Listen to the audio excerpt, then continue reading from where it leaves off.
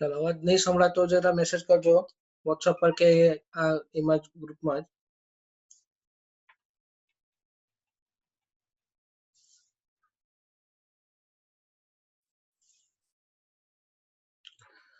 चलो તમારી સ્ક્રીન પર દેખાય છે પ્રકરણ 9 કિરણ પ્રકાશશાસ્ત્રમાં જે ટોપિક નથી આપણે ભણવાનું છે પણ પરીક્ષામાં નથી પૂછવાનું તે છે પ્રકાશીય ઉપકરણો। પ્રકાશીય ઉપકરણો જે છે તે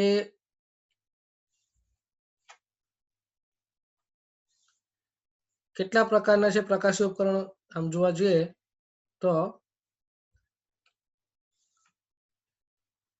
આ છે પ્રકાશીય ઉપકરણ લખેલું। તો પહેલું છે ટેલિસ્કોપ, બીજું છે કેલિડોસ્કોપ, પેરિસ્કોપ, માઇક્રોસ્કોપ, સંયુક્ત માઇક્રોસ્કોપ।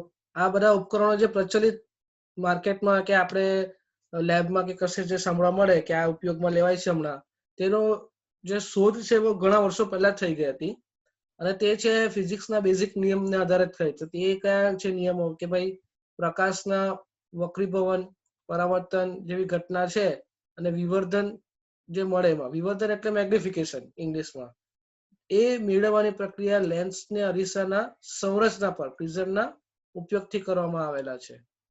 હવે તમને એક ખાસ જાણકારી આપી દઉં કે માનવ આંખનું નજીકનું, બરાબર, નજીકનું જે કહેવાય ને અંતર, કે જે નજીકથી જે સ્પષ્ટ દેખાય આપણને માનવ આંખ નરી આંખે જોઈએ એકદમ નજીક કેટલા સેન્ટીમીટર દૂર હશે તો ચોખ્ખું દેખાય, તો ભાઈ એ છે 25 સેન્ટીમીટર દૂર હશે કોઈ વસ્તુ નાકની નજીક, તે આપણને ચોખ્ખું દેખાય। એની નજીક જો વસ્તુ આવી જાય તો આપણને એ વસ્તુ ચોખ્ખી દેખાશે નહીં, કાં તો એની આસપાસની વસ્તુ આપણને ચોખ્ખી દેખાય નહીં। 25 સેન્ટીમીટર સુધી આપણને જે વસ્તુ છે તે અને તેની આસપાસની વસ્તુ ચોખ્ખી દેખાઈ શકે, એને નિયર વિઝન કહેવાય અથવા ડિસ્ટન્સ ઓફ વિઝન પણ કહે છે। આગળ વધીએ તો સૌથી પહેલા જો સાદું માઇક્રોસ્કોપ જે પરીક્ષા પૂછવાનું નથી આપણે ભણી લઈએ સાદું માઇક્રોસ્કોપ શું છે। તો સાદું માઇક્રોસ્કોપમાં લખેલું છે કે સાદું વિવર્ધક, વિવર્ધક એટલે નાનું ચિત્ર હોય, નાનું વસ્તુ એકદમ માઇક્રો લેવલ કે માઇક્રો લેવલથી નીચે એને થોડું મોટું કરીને આરામથી જોઈ શકે એ માટે। તો તેના માટે શું કરે, નાની કેન્દ્ર લંબાઈ ધરાવતા બહિર્ગોળ જેને અભિસારી લેન્સ પણ કહેવાય છે। જો કયો લેન્સ કહેવાય, અભિસારી એટલે બહિર્ગોળ લેન્સની મદદથી બનાવેલું છે। નાની કેન્દ્ર લંબાઈ એટલા માટે મેં તમને આગળ બી કીધેલું કે કેન્દ્ર લંબાઈ મોટી તેમ પ્રકાશનું પ્રતિબિંબ દૂર મળે, વસ્તુનું કેન્દ્ર લંબાઈ ઓછી તેમ પ્રતિબિંબ નજીક મળે। હવે આપણે જે નાની વસ્તુ છે એને જરીક મોટી કરવી છે તો બહુ દૂર તો જોવા મળે તો ચોખ્ખી નહીં દેખાય, એટલે નજીક દેખાય એવું જ આપણે લેન્સ લઈ શકાય। પછી જે વસ્તુ લેન્સ નજીક લાવવામાં આવે એનું પ્રતિબિંબ મોટું ઉલટું દેખાય અને વસ્તુ લેન્સના કેન્દ્ર લંબાઈ કરતા ઓછા અંતર મૂકવામાં આવે, જો આ એની કેન્દ્ર લંબાઈ છે એનાથી નજીક મૂકવામાં આવે તો શું થાય છે, તો વસ્તુનું મોટું વિવર્ધિત પ્રતિબિંબ જોવા મળે અને ચોખ્ખું। આ જો આ છે સાદું માઇક્રોસ્કોપનું મેગ્નિફિકેશન માટે કે આપણી આંખ જે છે કોઈ વસ્તુને અહીંથી ચોખ્ખી જોઈ શકે તે મિનિમમ ડિસ્ટન્સ ડી કહેવાય, minimum distance A vision of distance, તેનું મેગ્નિફિકેશન એટલે આપણી આંખનું સામાન્ય આંખનું મેગ્નિફિકેશન કહેવાય। તેનું સૂત્ર છે m બરાબર tan થીટા લઈ ઉપરના ત્રિકોણ પરથી, આ ત્રિકોણ પરથી તો શું થાય, સામેની બાજુ h અને પાછળની બાજુ d, h/d આપણે સામાન્ય આંખનું મેગ્નિફિકેશન છે, કેમ કે આપણી આંખ પણ એક સામાન્ય બહિર્ગોળ લેન્સ જેવું કામ કરતું, એની કીકી છે અંદર લેન્સ છે તે આપણી શું કરે છે, અંતર્ગોળ બહિર્ગોળ લેન્સ બંને જેવું કામ કરવાનું તાકાત ધરાવે છે। h વસ્તુની ઊંચાઈ છે અને d વસ્તુ નજીકનું અંતર કહેવાય છે, બરાબર છે। આગળ જોઈએ, માઇક્રોસ્કોપમાં ચત્તું, આભાસી અને મોટું પ્રતિબિંબ જોવા મળે છે, સ્વાભાવિક છે, આપણે ગઈ આકૃતિમાં જોયું છે, એકવાર ફરીથી જોઈ લે।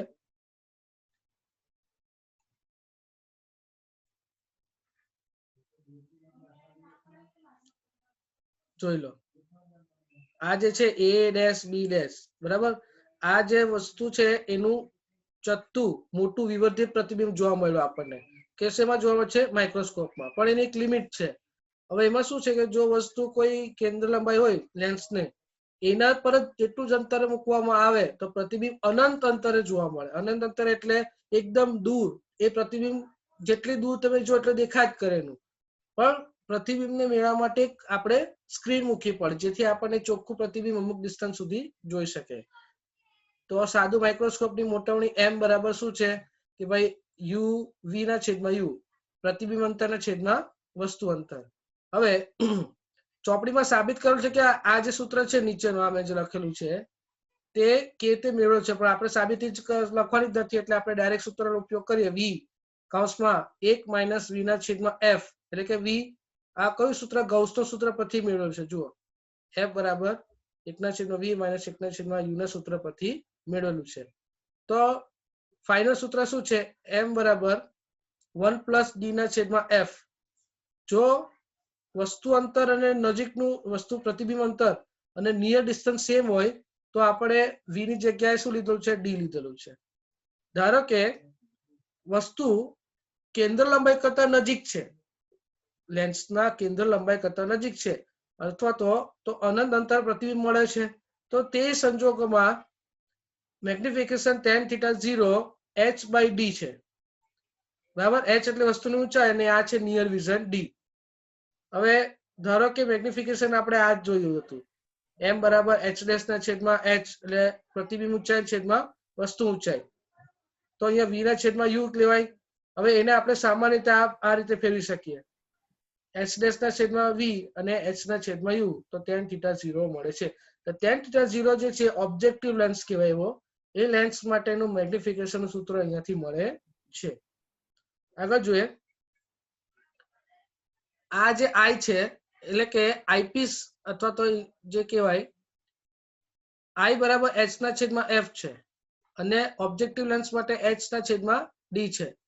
તો અહીંયા એમ બરાબર આ જે મેગ્નિફિકેશન છે તે જે આપાત થાય છે અને ઓબ્જેક્ટિવ લેન્સ છે ઇન્સિડન્ટ અને આઈપીસ અને એનો તેની પરથી મેળવે એટલે આ બે સૂત્રોનું સંયોજન કર્યું છે.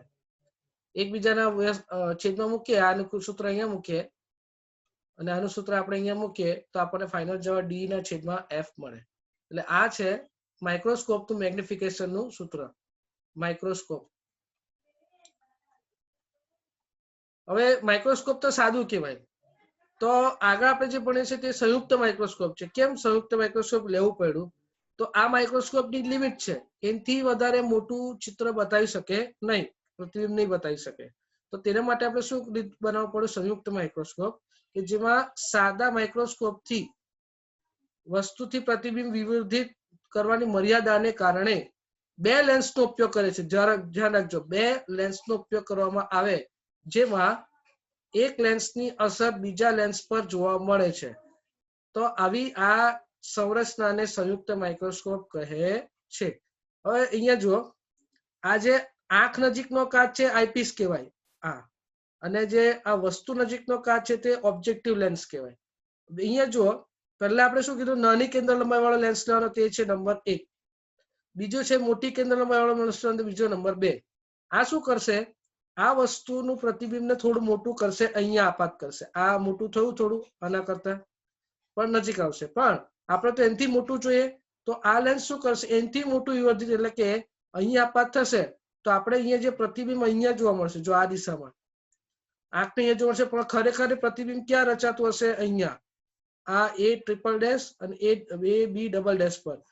આ જે એચ ડબલ ડેશ છે, આટલી હાઈટનું ઊંધું બરાબર જેવું છે તેવું ચિત્ર આપણને સીધી રેખા પર, જો અહીંયાથી સીધી રેખામાં આંખ પર દેખાશે.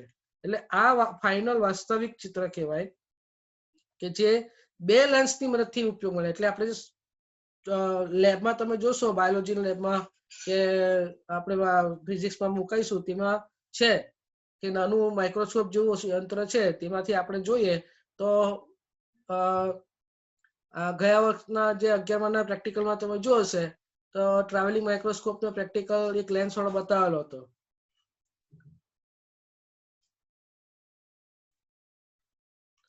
બોલો, કઈ તકલીફ છે ભાઈ? કોઈને અવાજ નથી આવતો?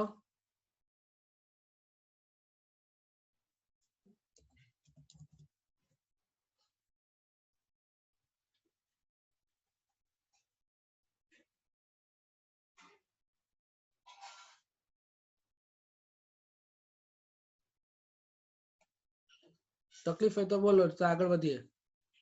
તો કહેવાનો મતલબ એ છે વસ્તુ નજીકના લેન્સને વસ્તુ કાચ એટલે ઓબ્જેક્ટિવ લેન્સ કહેવાય છે, બરાબર.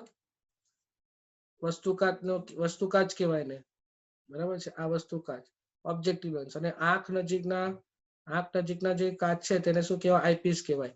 તો આ જે છે 2 નંબરનો આઈપીસ છે, આ છે ઓબ્જેક્ટિવ, જે આ ચિત્રને મોટું કરે અને અહીંયાથી પરાવર્તન અહીંયા વક્રીપણ પામે અહીંયા ભેગા થાય, તો એ ચિત્ર A' B' આવી રહ્યું, જો A' B'. આનું આનથી મોટું ચિત્ર A'' B' થાય. તો માઇક્રોસ્કોપનો ઉપયોગ આ રીતે થાય છે. જો આપણે પ્રેક્ટિકલ હમણાં ચાલુ થશે તો ટ્રાવેલિંગ માઇક્રોસ્કોપનો પ્રેક્ટિકલ આવશે, તેમાં બતાવીશું કે કેવી રીતે માઇક્રોસ્કોપ નાની વસ્તુને એકદમ ક્લિયર બતાવશે. તમે જેવું દોરેલું હશે, જેવું દેખાશે. બાયોલોજીમાં તમને કોષ દેખાયેલા હશે, ડુંગળીના, લોહીના, તે જ માઇક્રોસ્કોપથી જોવાથી એનો સંવર્ધના જોવા મળે. નેક્સ્ટ જુઓ, ઓબ્જેક્ટિવ લેન્સનો મેગ્નિફિકેશન શું થાય? L/FO. આ છે ઓબ્જેક્ટિવ લેન્સનો કેન્દ્ર લંબાઈ. શું છે? Objective lens. અને આ છે લેન્સ વચ્ચેનું અંતર. લેન્સ વચ્ચેનું અંતર એને ટ્યુબ લેન્થ કહેવાય. તો એ લખ્યું છે ટ્યુબ લેન્થ. આઈપીસ નો મેગ્નિફિકેશન આ રીતે, આપણે જો સાદો માઇક્રોસ્કોપ ને આપણે લખેલો જ હતો તે બંનેનું આપણે શું કરવાનું? 2 લેન્સનું સંયોજન છે. જો 2 લેન્સનું શું છે? સંયોજન. તો મેં આગળ ભણાવેલું કે સંયુક્ત લેન્સની કેન્દ્ર લંબાઈ આ સૂત્ર પ્રમાણે આવે, FE અને FO. FE એટલે આઈપીસ નો કેન્દ્ર લંબાઈ અને FO એટલે ઓબ્જેક્ટિવ નો કેન્દ્ર લંબાઈ. બંને માટે જે છે MO અને ME એટલે કે magnification of objective lens, magnification of eyepiece, અને બંનેનો ગુણાકાર કરે એટલે M' આપણને L/FO ગુણ્યા D/FE મળે છે. અહીંયા આપણે એકને કન્સિડર નથી કરતા, કારણ કે જો ડિસ્ટન્સ ઘણું નાનું હોય તો આપણને એની કમ્પેરિઝનમાં આપણે કાઢી શકીએ છીએ. તો આ છે સંયુક્ત માઇક્રોસ્કોપની મેગ્નિફિકેશનનું સૂત્ર આવ્યું. આગળ વધીએ. ટેલિસ્કોપ, આ ચેપ્ટરનો જે છેલ્લો ટોપિક છે ટેલિસ્કોપ. તો એમાં ઊંધું છે. જો અહીંયા દૂરથી આપણે તારા છે, ગ્રહ છે, સૂર્ય છે, એને બહુ દૂર છે, એના કિરણો આપણા જે પૃથ્વીના વાતાવરણમાં પ્રવેશે છે ત્યારે વક્રીભવન પામે અને આપણી આંખમાં પ્રવેશે. પણ જે નાના તારા છે, ઘણીવાર એવું થાય કે તારાના પ્રકાશ મોટો હોય એક તારો, તેની પાછળ બીજો તારો દેખાતો હોય પણ નાનો હોય, તે આપણને દેખાય નહીં. તો એ 2 તારા વચ્ચે ડિસ્ટન્સ છે પણ ખરેખર દેખાય નહીં, ત્યારે આપણે શું કરવું પડે? આંખની એ લિમિટેશન દૂર કરવા ટેલિસ્કોપની રચના બનાવે. તેમાં શું થાય? માઇક્રોસ્કોપથી ઊંધું દૂરથી આવતા કિરણોને પહેલા નાનું બનાવવાનું. જોઈ લો, આ નાનું ચિત્ર બનાવે, બરાબર છે. અને એ નાનું ચિત્રને બીજો લેન્સ શું કરે? મોટો બતાવે. જોઈ લો આ રીતે. એટલે આપણને અહીંયા કેવું મળશે?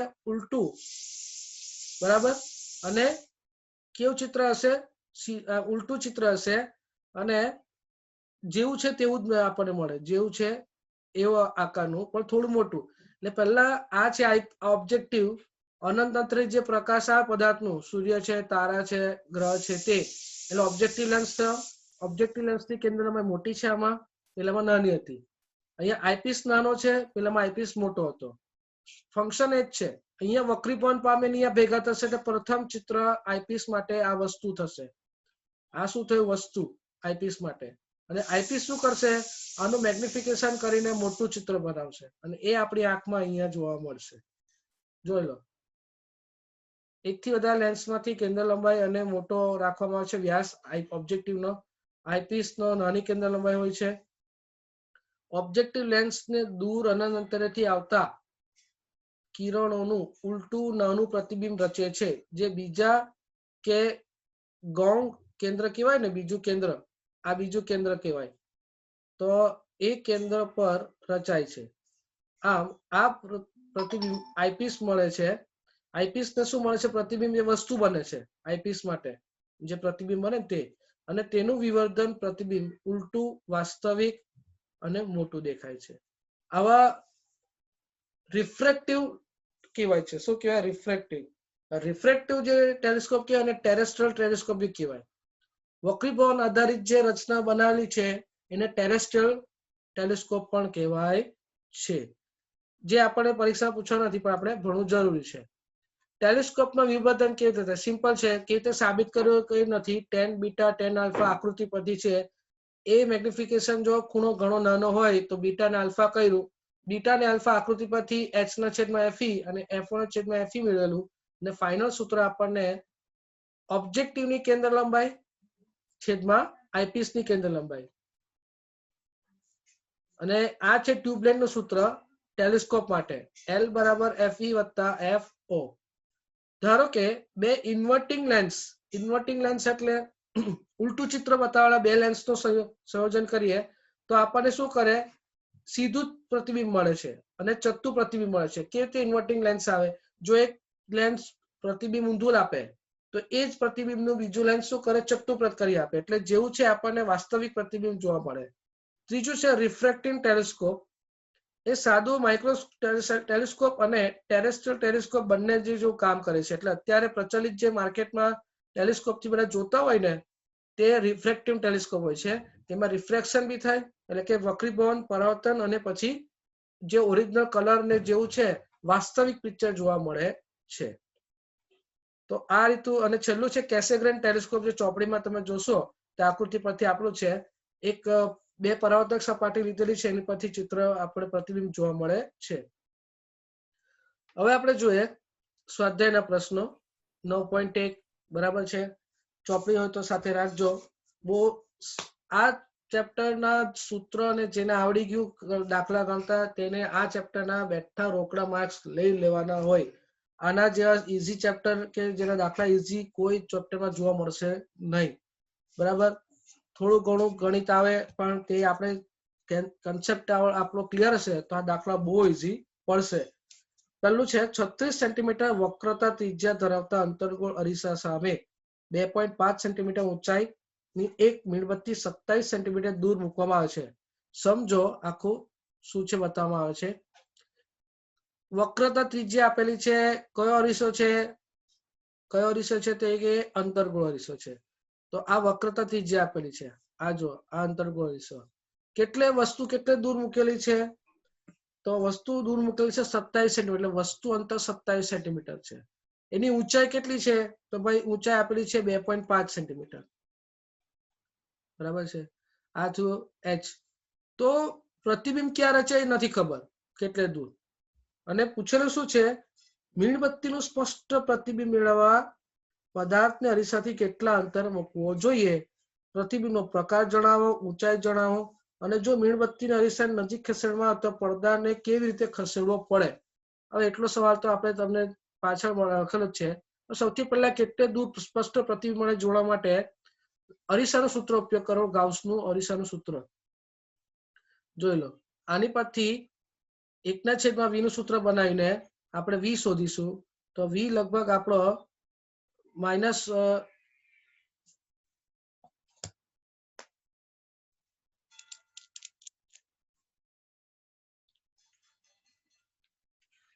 v છે તે -54 સેન્ટીમીટર મળશે. હવે અંતર્ગોળ અરીસો છે એટલે સ્વાભાવિક છે પ્રતિબિંબ કેવું હશે? વાસ્તવિક. કેમ કે અરીસાની આગળ હશે ને પછી કેવું હશે? બીજું તો ઊંધું અને મોટું મળશે. આ પ્રતિબિંબનો પ્રકાર કેટલે દૂર મળશે? તો 54 સેન્ટીમીટર એટલે કે અહીંયા કશે મળશે.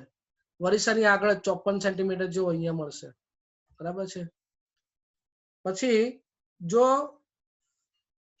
આપણે કેન્દ્ર લંબાઈ નજીક લાવે અરીસાની અથવા એની નજીક કે હજી આગળ લાવવામાં આવે તો વસ્તુનું જે પ્રતિબિંબ છે અથવા તો દૂર લઈ જવામાં આવે તો પહેલા તો એક અનંત અંતર વસ્તુ હોય તો શું મળે આપણને? પ્રતિબિંબ આભાસી કે નજીક મળે? તો નજીક લાવવાથી આપણને આભાસી મળે. મીણબત્તી અરીસા નજીક લાવવામાં આવે તો પડદા પર આપણને કોઈ પ્રકાશ આપણને મળે પણ તે કેવો મળશે? પ્રતિબિંબ આભાસી મળશે. બરાબર છે. એટલે આ રીતે પહેલો પ્રશ્ન જવાબ આ રીતે શોધવો. આખો દાખલો નથી ગણ્યો પણ તમે આની પરથી સ્ટેપ બાય સ્ટેપ ફોલો કરશો એટલે તમને જવાબ મળશે. હા, આમાં રહી ગયું તે જરા જોઈ લે. મેગ્નિફિકેશન સૂત્ર ખબર છે અરીસાનું. પ્રતિબિંબ ઊંચાઈ ના છેદમાં વસ્તુ ઊંચાઈ બરાબર શું થાય? -v ના છેદમાં u. તો h આપેલું છે જુઓ. h1 આપેલું છે, h2 નથી આપેલું. તો h2 નું સૂત્ર શું બને? h2 = 2.5 અને અહીંયા જે v છે 54 ને આ 20×27 એટલે કેટલો આવશે 2. તો આ ફાઇનલ ગણતરી અહીંયા મળતા આપણને 5 સેન્ટીમીટર જવાબ મળે. કેટલો જવાબ? 5 સેન્ટીમીટર જવાબ મળે છે. ચાલો નેક્સ્ટ જોઈએ. 9.2 માં સેમ આ રીતે બહિર્ગો લેન્સ માટે કરવાનું છે. બહિર્ગો અરીસો આપેલો છે.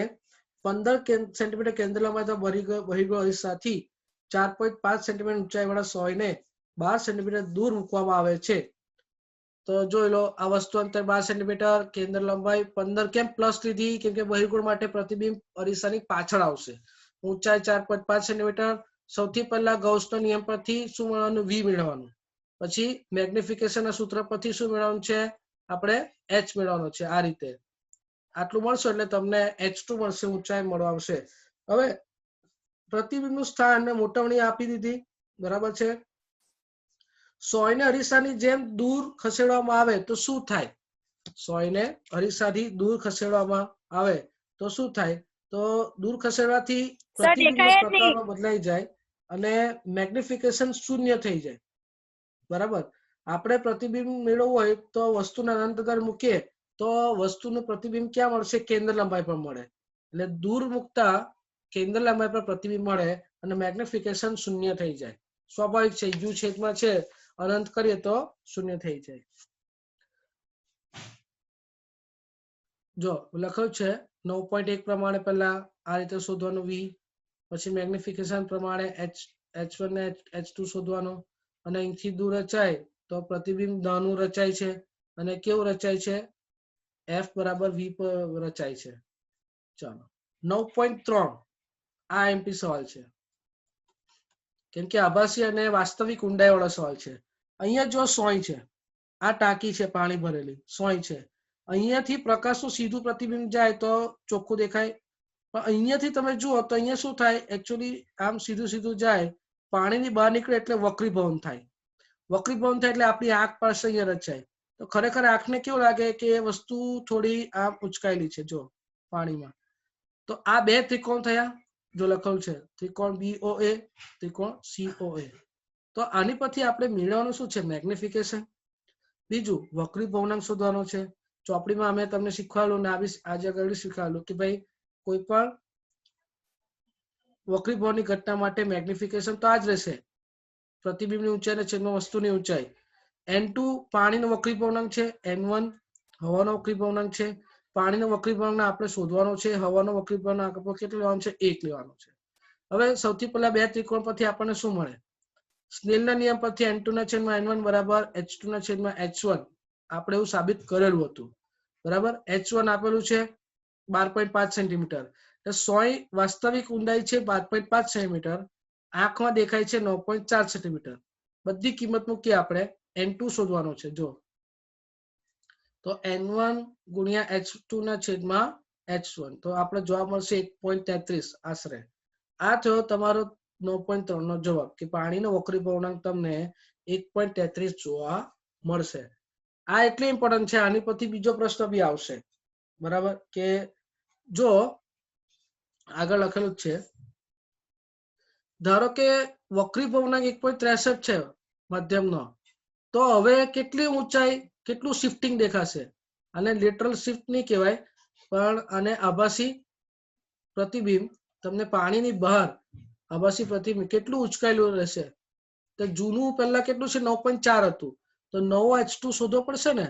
ફરીથી સ્નેલના નિયમ પરથી મેગ્નિફિકેશન સૂત્ર ને વક્રીભવનાંક. અહીંયા બંને વક્રીભવનાંક છે. n1 એટલે હવા, હવાનો 1, પાણીનો વક્રીભવનાંક જે માધ્યમ છે 1.63, h1 આપેલું છે, h2 શોધવાનું છે. તો અહીંયા આપણે h2 શોધવાનું સૂત્ર બનાવ્યું છે, તે કે 12.5 ના છેદમાં 1.63. આમ છેલ્લે જવાબ લાવીએ તો 7.7 સેન્ટીમીટર જોવા મળે છે. જેમ વક્રીભવનાંક વધારે તેમ વસ્તુ વધારે ઉચકેલી દેખાય. તો પહેલા જે હતું પ્રતિબિંબ ઉચકેલું દેખાયેલું અને હાલમાં જે ઉચકાયેલું દેખાય એનો તફાવત કેટલો? તો ભાઈ 9.4 - 7.7 બરાબર 1.7 સેન્ટીમીટર જેટલું વધારે ઉચકાયેલું જોવા મળે છે. એટલે આ થયો હાઈટમાં કેટલો ડિફરન્સ આવે જો n બરાબર 1.63 લઈએ તો. આવું માંગેલું હતું. 9.4 આકૃતિ જોજો ચોપડીમાં, મેં દોરી નથી અહીંયા. પહેલું સ્નેલનો નિયમ પ્રમાણે જવાબ 1.51 બરાબર છે. બીજું સ્નેલના નિયમ પ્રમાણે 1.32 બરાબર છે. હવે આ થયું પહેલું કે બધાનો વક્રી પૂર્ણાંક આપણને મળી ગયો. હવે એવું બતાવ્યું છે હવામાં ગતિ કરતું કિરણ કાચ, હવા, પાણી, હવા સપાટી વડે લંબ સાથે 60 કોણે આપાત થાય તો વક્રીભવનની આકૃતિઓ દર્શાવે છે. પાણી કાચની અંતર સપાટી રચેલા લંબ સાથે 45 કોણ આપાત હોય ત્યારે કાચનું વક્રીભવનનું મૂલ્ય શોધો. વક્રીભવન કોણનું મૂલ્ય શોધવાનું છે. તો બી છે કે પહેલા તો આકૃતિ મુજબ R 47 ડિગ્રી છે બરાબર બીજામાં. પછી તો સ્નેલનો નિયમ પ્રમાણે શું લેવાય n2 બરાબર n1 બરાબર આ રીતે લેવાય sin i ના છેદમાં sin r. અહીંયા sin 60 લેવાનું છે આ બરાબર. sin આપણે r શોધવાનો છે આ કિસ્સામાં. તો આપણે જે કિંમત શું sin r બરાબર 1.51 ના છેદમાં 1.184 આ જે કિંમત આપણે મૂકીએ છીએ sin 60 ની કિંમત મૂકીને આપણે તેનો જવાબ આપણે 0.5545 મળે. હવે આ ધ્યાન રાખજો sin પરથી ખૂણાની વેલ્યુ શોધવી હોય તો sin ઇન્વર્સ લેવાનું કિંમત પરથી. sin ઇન્વર્સ ની આપણે ટ્રિગોનોમેટ્રીમાં જે આપણે લોગ ટેબલ આવે પાછળ આવે આ ચોપડી પાછળ આપેલું હોય તો એમાં જોતા આપણને લગભગ 33 ડિગ્રી જોવા મળે છે. ઓલમોસ્ટ 33 ડિગ્રી જેટલો વક્રીભવન કોણ જોવા મળે છે. કોના મુજબ? બી મુજબ, આકૃતિ બી મુજબ બરાબર છે. હવે તે જ રીતે આગળ જોઈએ, હજી દાખલો પૂરો નહીં થયો. સી આકૃતિ સી માં n બરાબર n1 ના છેદમાં n2 હવા અને પાણી છે. હવે આખો ચિત્ર માટે સંયુક્ત વક્રીભવનાંક કેટલો થશે તો કે ભાઈ હવા, પાણી, કાચ 3 છે. તો મેં જેમ કીધેલું કે ભાઈ ટોટલ આપણે જોવું હોય 3 1 લખીએ આપણે ત્રીજાનો પહેલા માધ્યમ સાપેક્ષ વક્રીભવનાંક તો આપણે એમ લખીએ 3 of 2 multiply 2 of 1 એટલે 2 નો 1 ની સાપેક્ષે એનો વક્રીભવનાંક ગુણ્યા 3 નો 2 ની સાપેક્ષે ગુણાકાર કરીએ તે આ સૂત્ર છે આખું જોઈ લો. એની પરથી આ કટ થઈ જાય એટલે આપણને સીધું આ મળે બરાબર. આ થયું 1 3. હવે n આપેલું છે તે 1.51 છેદમાં 1.32 કાચ અને આ પાણીનો વક્રીભવનાંક આ કાચ આ પાણી બરાબર છે. જવાબ 1.14 આવશે. એની પછી sin i ના છેદમાં sin r કેમ એવું આવ્યું સ્નેલનો નિયમ.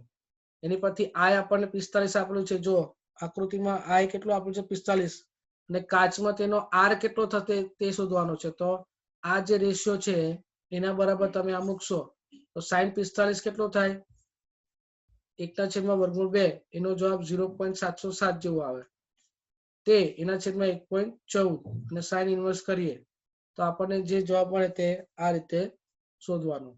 લગભગ આપણે લોગ ટેબલ ની પાછળ એમ જોઈએ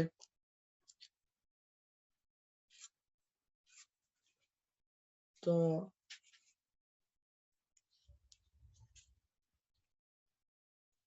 38 ડિગ્રી જેટલો મળશે. લગભગ 38 ડિગ્રી જેટલો મળે.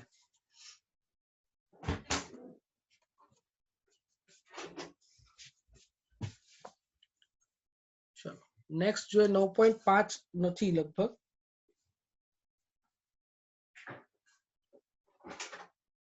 9.6 જોઈએ. 9.6 પ્રિઝમ વાળો છે. અજ્ઞાત વક્રીભવનાંક ધરાવતા કાચના પ્રિઝમ બનાવેલો છે. એની એક સપાટી ઉપર પ્રકાશનું સમાંતર કિરણ જૂથ આપાત કરવામાં આવે છે. લઘુત્તમ વિચરણ કોણ dm આપેલું છે. પ્રિઝમનો વક્રીભવનાંક શોધવાનો છે. વક્રતા કોણ એટલે કે પ્રિઝમ કોણ વક્રતા કારક કોણ ને પ્રિઝમ કોણ 60 ડિગ્રી છે. કાચના પ્રિઝમનો વક્રીભવનાંક 1.33 ધરાવતો હોય અને પાણીમાં મૂકવામાં આવે તો સમાંતર કિરણ જૂથ માટે dm એટલે વિચરણ કોણ શોધો. સૌથી પહેલા તો જુઓ પ્રિઝમ માટે શું આપેલું છે. એક તો લઘુત્તમ વિચરણ કોણ અને પ્રિઝમ કોણ અને આપણે n શોધવાનો છે. સામાન્ય રીતે પ્રિઝમનું સમીકરણ આપણે યુઝ કરવાનું n બરાબર sin dm plus a ના છેદમાં 2 sin a ના છેદમાં 2 આ બધી કિંમત મૂકીશું તો આપણને શું મળશે વક્રીભવન આ જે છે વક્રીભવનાંક પ્રિઝમનો જોવા મળશે બરાબર છે. હવે એમ કહે છે આટલું કર્યા પછી કે આ પ્રિઝમને પાણીમાં મૂકીએ એટલે 3 માધ્યમ માટું થઈ ગયું બરાબર છે. તો અહીંયા 3 માધ્યમમાં શું થયું? હવા, કાચ અને પાણી.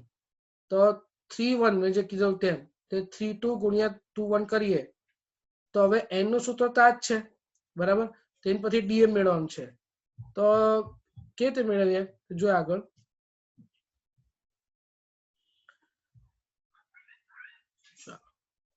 n31 બરાબર n32 n21 sin dm plus a/2 અને sin a/2 આ છે n. સૌથી પહેલા આપણને આ ખબર પડી જવું જોઈએ, બરાબર છે. તો અહીંયા પ્રિઝમનો વક્રી ભવનાંક કેટલો આવશે? કાચનું છે પ્રિઝમનો વક્રી ભવનાંક લગભગ 1.51 જેવું આવશે, 1.53, બરાબર છે. એટલે n2 છે 1.53 આવશે. n1 છે હવા 1 આવશે હવાનું. પાણીનો n2 લઈએ આપણે કે n3 લઈએ આપણે, આ તો એ કેટલો છે 1.33 છે. પહેલા આ મેળવી લઈએ આપણે ટોટલ n. તો n31 બરાબર n3 ના છેદમાં n2 ગુણ્યા n2 ના છેદમાં n1 1.33 છેદમાં 1.53 ગુણ્યા 1.53 ગુણ્યા 1. તો આ રીતે આપણને કંઈક જોવા મળશે n, બરાબર છે. તો એ આપણે કિંમત મૂકી દેવાની અહીંયા n બરાબર. હવે sin આપણે dm શોધવાનું છે પાણીમાં મૂક્યા પછી, બરાબર છે. આ રીતે મૂકીએ 2 sin 60/2, બરાબર. તો n ગુણ્યા sin 30 કેટલા થાય 1/2, અહીંયા sin dm ભાગ્યા 2 પ્લસ 30. જે કિંમત આવે એનો સાઇન ઇન્વર્સ કરી લેવાનું. સાઇન ઇન્વર્સ n ગુણ્યા 1/2 ની કિંમત આવે તે કરી દેવાનું, બરાબર. શું જવાબ મળશે આપણને? તો કે ભાઈ 30 પ્લસ dm/2 અને ફાઇનલ જવાબ છે dm, તે આપણને લગભગ 10 ડિગ્રી જેવો મળશે. તો આ મેથડથી તમારે 9.6 સુધી કરવાનું છે, બરાબર છે. બીજા પ્રશ્નો આપણે નેક્સ્ટ લેક્ચરમાં લઈશું, બરાબર. 9.7 એ બી આપણે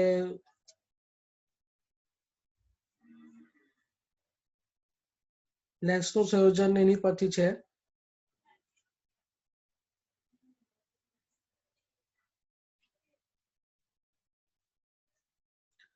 જો 9.5 વિશે છે, જોઈ લઈએ આપણે. એવું કહે છે 1.55 વક્રી ભવનાંક ધરાવતા કાચનાથી બંને સપાટીની વક્રતા ત્રિજ્યા સમાન છે. આવો એક કાચ છે, અહીંયા વક્રતા ત્રિજ્યા છે r1 અહીંયા આવશે, આ વક્રતા ત્રિજ્યા અહીંયા r2 જેવું આવશે, બરાબર. અથવા તો આવો કાચ છે, બંને સપાટી અહીંયા ફોકસ છે, આ અહીંયા f2 છે, બરાબર. તો અહીંયા શું થશે f1 અને અહીંયા f2 આવશે કેન્દ્ર લંબાઈ. એવું કે છે વક્રતા ત્રિજ્યા સમાન છે એટલે r1 બરાબર r2 છે. વક્રી ભવનાંક n બરાબર 1.55 છે. જો દ્વિબહિર્ગોળ લેન્સ બનાવવો છે અને આવી સપાટીને દ્વિબહિર્ગોળ લેન્સ બનાવવો છે, બરાબર, દ્વિબહિર્ગોળ લેન્સ, તો 20 સેન્ટીમીટર કેન્દ્ર લંબાઈ લાવી છે, 20 સેન્ટીમીટર લાવી છે, તો કેટલી વક્રતા ત્રિજ્યા હોવી જોઈએ? r કેટલો હોવો જોઈએ? તો લેન્સનું એક સમીકરણ આપણે ભણી ગયેલા 1/f બરાબર n-1 r1 - r2, આવું આપણે સૂત્ર ભણી ગયેલા. કેમ? જે બે સપાટી વાળું હતું ને, બે સપાટી એટલે કે ગોળીય સપાટી વાળું થયેલું ને, આપણે તેનું સૂત્ર બનાવેલું, ગોળીય સપાટીનું લેન્સ માટેનું સૂત્ર બનાવેલું ને, તે સૂત્ર આ છે. હવે અહીંયા r1 બરાબર r2 છે, અહીંયા પ્લસ લેવાનું છે, તો અહીંયા f આપણે 20 લેવાનો છે. 1.55 - 1 વક્રી ભવનાંક 1.55 આવશે અને અહીંયા શું થશે? બંને r સમાન છે એટલે અહીંયા આપણે આમ લખી શકીએ 2/r. હવે અહીંયા થશે r ને અહીંયા લઈ લઈએ તો અહીંયા શું થશે 0.55 ગુણ્યા 20 ગુણ્યા 2, તો આ રીતે આપણે જોઈએ 40 ગુણ્યા 0.55 ઓલમોસ્ટ 19 પોઈન્ટ કે 20 પોઈન્ટ સમથિંગ જવાબ આવશે.